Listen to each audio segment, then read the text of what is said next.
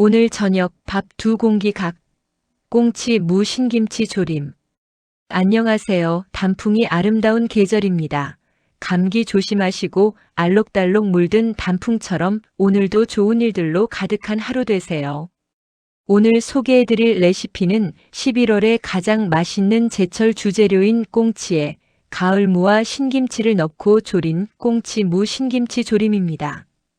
꽁치는 DHA, EPA 등의 오메가3 지방산이 풍부해서 혈중 콜레스테롤과 중성지방을 낮춰 혈전을 예방해서 혈액순환 개선과 심혈관 질환 예방 등의 혈관 건강에 도움을 주며 DHA는 성장기 어린이의 두뇌 발달과 노인들의 기억력 향상 등의 두뇌 건강에도 도움을 줍니다.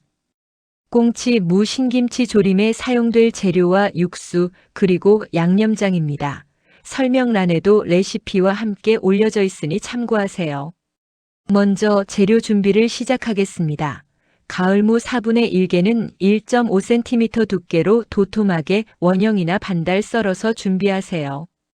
가을무의 소화효소 디아스타제가 생선의 비린내를 잡아주며 소화효소 아밀라아제와 리파아제 등이 꽁치의 단백질과 지방을 분해해서 소화를 촉진시켜 장을 편안하게 만들어줍니다. 가을무에 꽁치의 기름이 스며들어 달고 시원한 맛의 감칠맛이 증폭되어 느끼함이 줄어들고 국물 맛이 깔끔해집니다. 대파 1대는 어슷 썰어서 준비하세요. 청양고추 1개는 어슷 썰어서 준비하세요. 신김치 4분의 1포기는 속이 노랗고 국물이 진한 것으로 준비해서 5cm 폭으로 썰어주세요.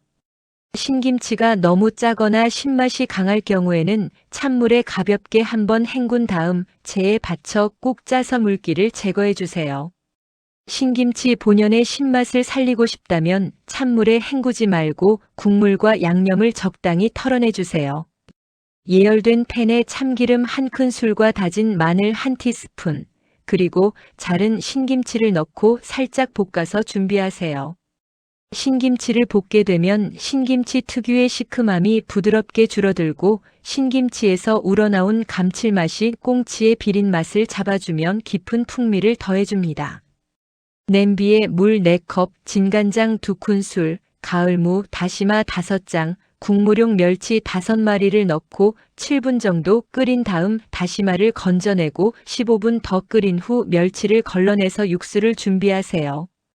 꽁치 4마리는 비늘을 제거하고 아가미를 포함한 대가리와 꼬리를 잘라내고 2토막 내서 내장을 깨끗이 제거하고 흐르는 물에 세척해서 물기를 제거한 다음 스텐바트에 꽁치를 넣고 맛술이나 청주를 살짝 뿌려서 10분 정도 재워서 준비하세요.